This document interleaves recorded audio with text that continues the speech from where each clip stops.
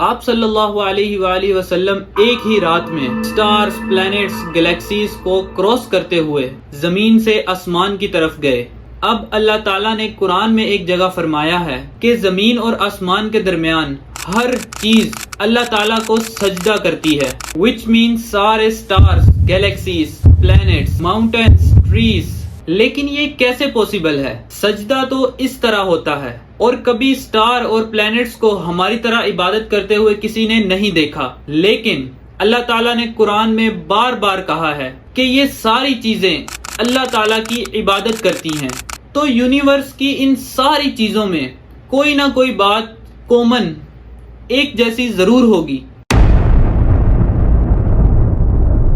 آج سے بہت سال پہلے پوری دنیا کا یہ خیال تھا کہ زمین، ارتھ ہی دنیا کا سینٹر ہے، لیکن آج سے 400 سال پہلے گیلیلیو، جو ایک اٹالین سائنٹسٹ تھے، اس نے 2 لینسز کو الائن کر کے رکھا تو اس کو پتا چلا ایسے کرنے سے دور کی چیزوں کو قریب سے دیکھا جا سکتا ہے۔ چھوٹے لیول پر ٹیلیسکوپ دنیا میں پہلے بھی موجود تھے، لیکن انہیں صرف فوجی اور سمندر کے سفر کے دوران یوز کیا جاتا تھا۔ لیکن گیلیلیو نے اسی ٹیلیسکوپ کو امپروو کر کے انسانوں کی تاریخ میں پہلی دفعہ اس کا رخ آسمان کی طرف کیا، جس سے اس نے دنیا سے پہلی بار چاند اور سورج کو بالکل قریب سے دیکھا، اور گیلیلیو نے ان سب کی موومنٹس کو آبزرو کرنا شروع کیا۔ 1300 دنیاؤں کو اگر ایک ساتھ ملا لیا جائے، اس سے ایک جوپیٹر بنتا ہے۔ گیلیلیو نے دیکھا کہ یہ بھی باقی پلانٹس کی طرح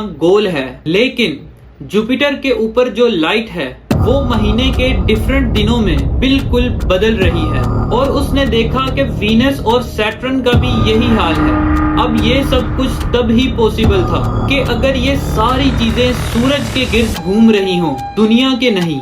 گیلیلیو نے یہ باتیں پوری دنیا کو بتائی کہ یونیورس کا سینٹر دنیا نہیں بلکہ سورج ہے، لیکن اس بات کو سن کر یورپ کے سارے چرچز اس کے دشمن بن گئے، کیونکہ اس زمانے کے پوپ کا یہ خیال تھا کہ زمین ہی یونیورس کا سینٹر ہے، اور صرف پوپ کا نہیں، پوری دنیا کا یہی خیال تھا، جس کی وجہ سے گیلیلیو کو چرچ سے یہ سزا ملی کہ وہ ہمیشہ کے لیے گھر میں بند کر دیا جائے گا۔ لیکن گیلیلیو نے اپنا کام جاری رکھا، اور اس کی ان ریسرچز کو بعد میں پوری دنیا نے مانا۔ گیلیلیو کے مرنے کے 350 سال بعد پوری دنیا کے سامنے اس سے معافی مانگی اور کہا کہ ہم غلط تھے اور آپ صحیح تھے۔ آہستہ آہستہ ہمیں پتا چلا کہ زمین یونیورس کا سینٹر نہیں ہے، بلکہ یہ سورج کے گرد گھومتی ہے، اور سورج بھی کوئی اتنی بڑی چیز نہیں ہے، بلکہ سورج تو اس کے جیسے اربوں کھربوں سٹارز کی طرح ملکی ہوئی گیلیکسیز کا ایک چھوٹا سا حصہ ہے، اور یہ ملکی ہوئی گیلیکسی اربوں سٹارز سے بنی ہوئی ہے، اور یہ سارے بلینز آف سٹارز ایک ہی سرکل میں گھوم رہے ہیں۔ ہم تو سورج کے گرد گھوم رہے ہیں، تو سورج جیسے اربوں کھربوں سٹارز مل کر کس کے گرد گھوم رہے ہیں؟ Supermassive black hole have a supermassive black hole at their center. اس بلیک ہول نے، جو ہمارے سورج سے 40 لاکھ ٹائم بڑا ہے، نے پوری گیلیکسی کو ایک گول سرکل میں رکھا ہوا ہے، جس طرح ہمارے سورج نے زمین، جوپیٹر، مارس، ان سارے پلانٹس کو ایک سرکل میں رکھا ہوا ہے۔ لیکن یہ گیلیکسی بھی کوئی اتنی بڑی چیز نہیں ہے، بلکہ یہ لاکھوں اور گیلیکسیز کو ملا کر ایک چھوٹے سے کلسٹر کا ایک چھوٹا سا حصہ ہے۔ یہ لاکھوں گیلیکسیز مل کر ایک کلسٹر بناتی ہیں، اور یہ کلسٹر بھی اتنی کوئی بڑی چیز نہیں ہے، بلکہ اس جیسے لاکھوں کلسٹرز ملا کر ایک سپر کلسٹر بنتا ہے، اور ایسے ہزاروں سپر کلسٹرز اور بھی موجود ہیں۔ اب آپ نے غور کیا کہ ان سارے سٹارز، گیلیکسیز، پلانٹس میں ایک چیز کامن ہے، اس پورے یونیورس میں ہر چیز کسی نہ کسی دوسرے آبجیکٹ کے گرد گھوم رہی ہے۔ اور جب رسول اللہ صلی اللہ علیہ وآلہ وسلم بھی آسمانوں کی طرف گئے تو انہوں نے بھی بیت المعمور میں فرشتوں کو نماز پڑھتے ہوئے نہیں دیکھا، وہ بھی کسی چیز کے گرد گھوم رہے تھے۔ لیکن گھومنے کا عبادت سے کیا تعلق ہے؟ اللہ تعالیٰ نے تو کہا ہے یہ ساری چیزیں عبادت کرتی ہیں۔ آپ کو پتا ہے کہ یہ بات اللہ تعالیٰ نے کس صورت میں کی ہے؟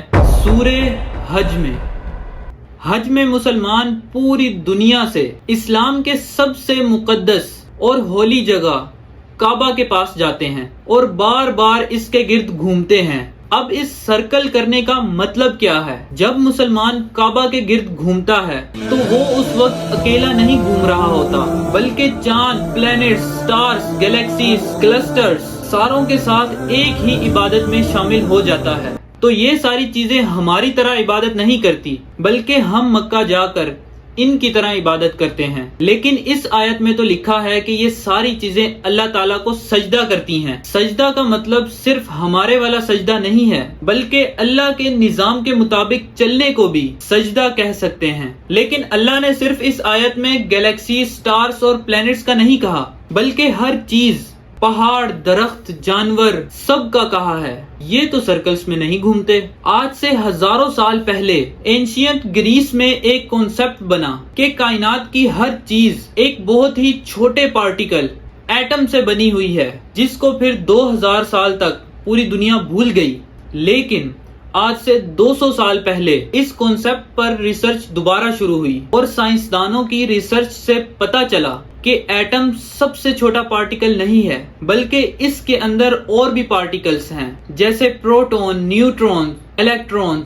پروٹونز اور نیوٹرونز ہمیشہ ایٹم کے سینٹر میں ہوتے ہیں اور الیکٹرونز ہمیشہ ان کے گرد گھوم رہے ہوتے ہیں، آلموسٹ بالکل اسی طرح جس طرح پلینٹ سورج کے گرد گھومتے ہیں اور سٹارز بلیک ہول کے گرد گھومتے ہیں، جس کا مطلب ہے کہ کائنات کی ہر چیز چاہتے یا نہ چاہتے ہوئے کسی نہ کسی چیز کا طواف کر رہی ہے۔ اور جب کوئی مسلمان کعبہ شریف کا طواف کرنے جاتا ہے تو وہ کائنات کی ہر چھوٹی سے چھوٹی چیز، جیسے ایٹمز کے اندر الیکٹرون سے لے کر کائنات کے سب سے بڑے آبجیکٹ، پلینٹس، سٹارز، گیلیکسیز اور ایون بیت المعمور میں فرشتوں کے ساتھ ایک ہی عبادت میں شامل ہو جاتے ہیں۔ ہو سکتا ہے کہ اسی لیے اسلام میں طواف کرنا سب سے بڑی عبادت ہے۔